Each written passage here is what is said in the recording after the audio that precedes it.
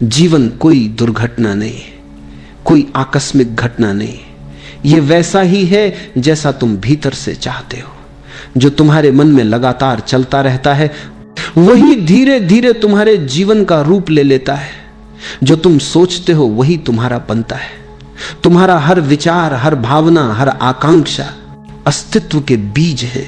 वे बीज जो आज तुम्हारे भीतर बोए जा रहे हैं कल तुम्हारे जीवन में पेड़ों की तरह प्रकट होंगे। तुम जो कुछ अपने जीवन में अनुभव कर रहे हो वह सब तुम्हारी ही चाह का परिणाम है, चाहे तुम उसे जानो या ना जानो। तुमने कभी गहराई से देखा नहीं कि तुम्हारी वास्तविक चाह क्या है। मन हजार दिशाओं में दौड़ता है और उसी कारण तुम्हारा जीवन बिखर जाता है। देखो जरा, एक ओर तुम धन चाहते हो, दूसरी ओर शांति भी चाहते हो, लेकिन जिसने धन का पीछा किया है उसने जाना है कि धन और शांति साथ नहीं चलते। एक ओर तुम चाहते हो कि दुनिया तुम्हें जाने, सम्मान दे, और दूसरी ओर तुम ये भी चाहते हो कि भीतर का विश्राम बना रहे।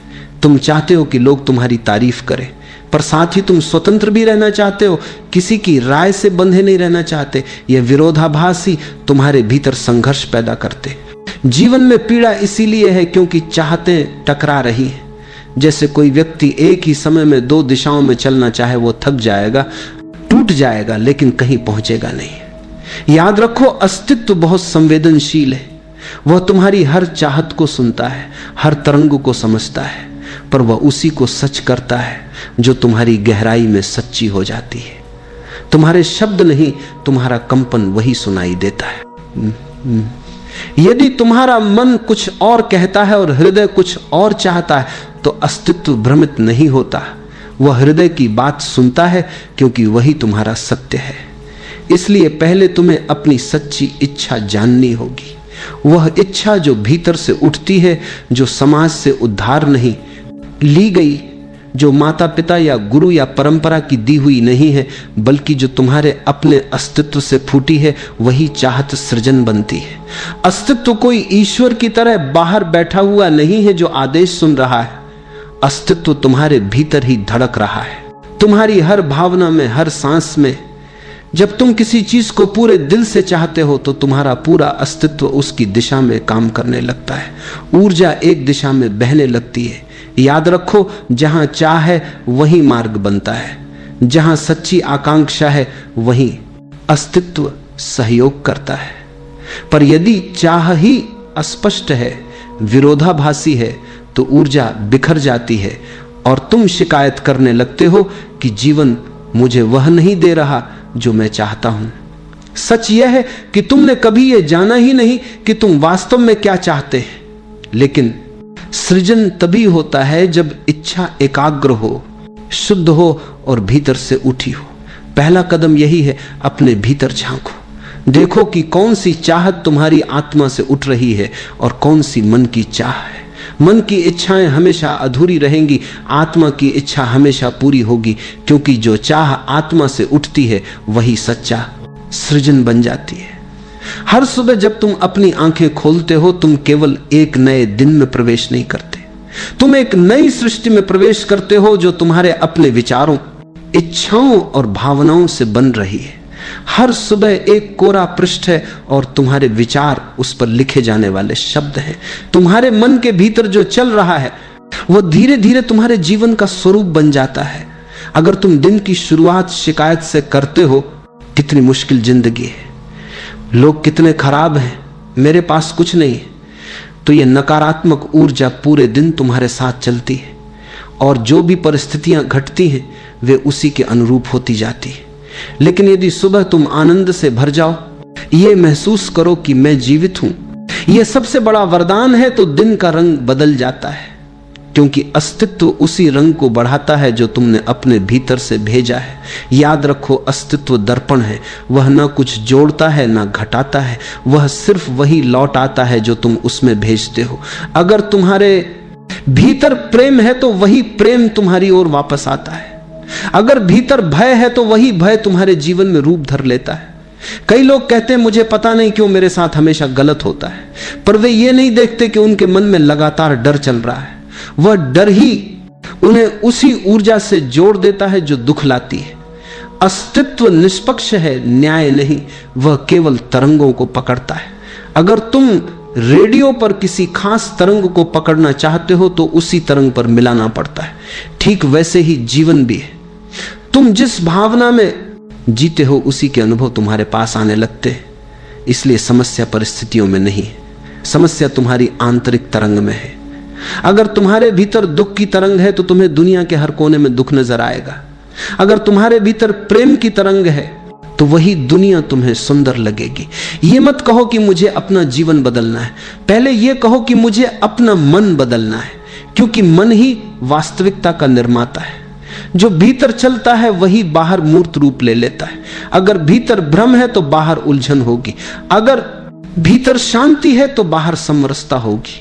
इसलिए जो दुख तुम बाहर देख रहे हो वो तुम्हारा शत्रु नहीं, वो एक संकेत है कि तुम्हारे भीतर कुछ ठीक करने की आवश्यकता है। बाहर की दुनिया में झगड़ो मत, वहां कुछ नहीं बदलेगा। भीतर की तरंग बदलो और तुम देखोगे कि वही लोग, वही घटनाएं अचानक नई अर्थवत्ता लेने लगेंगी। वैसे ही अस्तित्व का दर्पण भी नया प्रतिबिंब लौटाने लगता है। तुम अपने अनुभवों के निर्माता हो। तुम्हारी चाहतें तुम्हें गढ़ रही हैं, तुम्हारे विचार तुम्हारा भविष्य बना रहे हैं। जो कुछ तुम भीतर बोओगे वही बाहर फलेगा। इसलिए हर सुबह अपने विचारों के बीज सजगता से बो, क्योंकि यही बीज तुम्हारे जीवन का बाग बनेंगे। और अगर भीतर प्रेम के, करुणा के, विश्वास के बीज बोओगे तो जीवन स्वयं स्वर्ग बन जाएगा। मन बड़ा चालाक है, वह तुम्हें यह एहसास दिलाता है कि जो भी इच्छा तुम्हारे भीतर उठ रही है वह तुम्हारी है। लेकिन यदि तुम थोड़ी देर ठहरो, थोड़ी सजगता से देखो, तो पाओगे कि तुम्हारी अधिकतर इच्छाएं तुम्हारी नहीं है, वे समाज ने दी है। वे माता पिता की अधूरी आकांक्षाएं हैं, वे शिक्षकों की शर्तें हैं, वे भीड़ की अपेक्षाएं हैं, और तुमने उन्हें बिना परखे, बिना जाने अपना लिया है। बचपन से ही तुम्हें बताया गया, अच्छा बनो, सफल बनो, अमीर बनो, दूसरों जैसा बनो, और तुम उस दिशा में चल पड़े बिना यह देखे कि तुम्हारी आत्मा वास्तव में क्या चाहती है। यही मन का भ्रम है। मन एक नकली केंद्र बनाता है, जहां से तुम सोचते हो कि तुम निर्णय ले रहे हो, पर वास्तव में तुम केवल प्रोग्राम किए जा रहे हो। मन उधार की इच्छाओं से भरा है। कभी भी खुद से यह प्रश्न पूछो, क्या यह इच्छा सच में मेरी है? क्या यह मेरे भीतर से उठ रही है या किसी और की आवाज मेरे भीतर बोल रही है? अक्सर तुम पाओगे कि तुम्हारे भीतर जो आवाज है वह तुम्हारे नहीं, समाज की गूंज है। मन बाहर से प्रभावित है, और जब तक तुम मन के आदेशों पर चलते रहोगे तुम कभी अपनी सच्ची दिशा नहीं जान पाओगे। इसलिए ध्यान में बैठो, क्योंकि ध्यान ही वह दर्पण है जिसमें तुम अपनी असली आकांक्षा को देख सकते हो। ध्यान का अर्थ है मन की भीड़ से ऊपर उठना, विचारों के शोर से परे जाना। भीतर गहरे उतरते हो तो धीरे धीरे मन शांत होने लगता है। उस मौन में एक नई तरंग उठती है। वह कोई उधार की इच्छा नहीं होती, वह तुम्हारे अस्तित्व की सच्ची आवाज होती है। वह चाहत बहुत अलग होती है, उसमें भय नहीं होता, उसमें तुलना नहीं होती, उसमें कोई लक्ष्य नहीं होता जिसे पाने पर अहंकार तृप्त हो। वह सहज होती है, जैसे फूल का खिलना, जैसे पक्षी का गाना, जैसे नदी का बहना। और जब वह सच्ची इच्छा भीतर से उठती है तो अस्तित्व स्वयं उसकी सहायता करने लगता है। फिर तुम्हें संघर्ष नहीं करना पड़ता, जीवन तुम्हारे पक्ष में बहने लगता है। सारी परिस्थितियां, सारे लोग, सारे अवसर किसी अदृश्य शक्ति से एकजुट होकर तुम्हारे मार्ग को खोलने लगते हैं। यह कोई चमत्कार नहीं, यह प्राकृतिक नियम है। क्योंकि जब तुम्हारी चाह तुम्हारे अस्तित्व के साथ गूंजती है तो तुम उसी सार्वभौमिक ऊर्जा के साथ एक हो जाते हो जो पूरे ब्रह्मांड को चला रही है। लेकिन जब इच्छा मन से आती है तो संघर्ष शुरू होता है। मन विभाजित है, इसलिए उसकी इच्छा भी विभाजित है। तुम एक दिशा में बढ़ते हो और भीतर कुछ और तुम्हें रोकता है। यही कारण है कि मनुष्य थका हुआ है, अधूरा है, असंतुष्ट है। इसलिए मैं कहता हूं, चाह को मत छोड़ो, उसे शुद्ध करो। शुद्धि का अर्थ है देखो कि वह चाह कहां से उठ रही है। अगर वह अहंकार से आती है तो दुख देगी, अगर वह आत्मा से आती है तो आनंद बनेगी। ध्यान के मौन में बैठो, अपने भीतर झांको और बस देखो कौन सी इच्छाएं तुम्हारी सच्ची है। उन्हें पहचान लेना ही मुक्ति की शुरुआत है, क्योंकि जब चाह शुद्ध होती है तो जीवन स्वयं तुम्हारी ओर झुक जाता है। फिर जो तुम चाहते हो वह केवल तुम्हारा नहीं, वह अस्तित्व की भी चाह बन जाता है, और तब असंभव भी संभव हो जाता है। तुम्हारा ध्यान तुम्हारी सबसे बड़ी शक्ति है। ध्यान ही ऊर्जा है, ध्यान ही जीवन है। जहां तुम ध्यान देते हो वही तुम्हारी ऊर्जा बहने लगती है, और जहां ऊर्जा बहती है वहां सृजन होता है।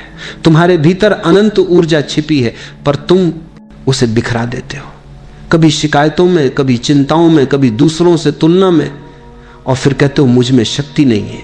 सच यह है कि शक्ति कम नहीं हुई, बस दिशा खो गई है। जैसे सूर्य की किरणें जब फैली रहती हैं तो बस उजाला देती हैं, लेकिन जब उन्हें एक लेंस से केंद्रित कर दिया जाए तो वही किरणें आग जला सकती हैं। ध्यान वही लेंस है जो तुम्हारी ऊर्जा को केंद्रित करता है, और जब तुम्हारा ध्यान एक दिशा में स्थिर होता है तो असंभव भी संभव हो जाता है। लेकिन अगर ध्यान हर पल बदलता रहे, कभी अतीत में, कभी भविष्य में, कभी दूसरों के दोषों पर, कभी अपनी कमियों पर, तो ऊर्जा बिखर जाती है। फिर तुम थक जाते हो, टूट जाते हो, और जीवन नीरस लगने लगता है। याद रखो, तुम जिस पर ध्यान देते हो वह चीज तुम्हारे जीवन में बढ़ने लगती है। अगर तुम कमी पर ध्यान दोगे, मेरे पास ये नहीं है, वह नहीं है, मैं दूसरों जैसा क्यों नहीं हूं, तो वही अभाव बढ़ेगा। क्योंकि ध्यान एक चुंबक है, वह वैसा ही आकर्षित करता है जैसा सोचते हो। अगर तुम प्रेम पर ध्यान दोगे तो प्रेम बढ़ेगा। अगर तुम करुणा पर ध्यान दोगे तो समृद्धि बढ़ेगी, क्योंकि करुणा तुम्हें उस ऊर्जा से जोड़ देती है जो सृष्टि का मूल है। पूरा ब्रह्मांड करुणा में ही धड़क रहा है। तुम देखो, पेड़ बिना किसी अपेक्षा के फल देते, नदियां बिना रोग के बहती हैं, सूर्य रोज उगता है, बिना धन्यवाद के भी देता रहता है, क्योंकि उसका ध्यान देने पर है, न कि पाने पर। और जहां देना होता है वहां समृद्धि स्वयं आती है। इसलिए अगर तुम अपने ध्यान की दिशा बदल दो तो तुम्हारा पूरा जीवन बदल सकता है। जो नहीं है उस पर मत सोचो, जो है उसे देखो और उसके लिए आभार व्यक्त करो। उसी क्षण चमत्कार शुरू हो जाता है। ध्यान नकारात्मकता से हटाओ, क्योंकि नकारात्मक विचार ऊर्जा को चूस लेते हैं। वे तुम्हारे भीतर अंधेरा पैदा करते हैं, और जहां अंधेरा है वहां सृजन नहीं, केवल क्षय होता है। जब तुम सजग होकर ध्यान को सकारात्मक दिशा में मोड़ते हो तो तुम्हारे भीतर एक प्रकाश जगता है। वही प्रकाश बाहर के अंधेरों को मिटा देता है। फिर जीवन कठिन नहीं लगता, क्योंकि तुम्हारी दृष्टि बदल गई है। याद रखो, दुनिया वैसी नहीं है जैसी वह दिखती है। दुनिया वैसी है जैसा तुम देखते हो। तुम्हारी दृष्टि ही तुम्हारी दुनिया बनाती है। अगर तुम जीवन को एक वरदान की तरह देखो तो वह वरदान बन जाता है। अगर उसे बोझ समझो तो वही जीवन भार लगने लगता है। इसलिए अपना ध्यान प्रेम, कृतज्ञता और शांति की दिशा में मोड़ो। धीरे धीरे तुम देखोगे कि वही दिशा तुम्हारी ऊर्जा को रूपांतरित कर देगी।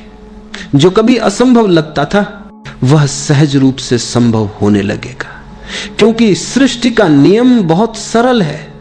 ऊर्जा वहीं जाती है जहां ध्यान जाता है, और जहां ध्यान होता है वहीं जीवन खिल उठता है।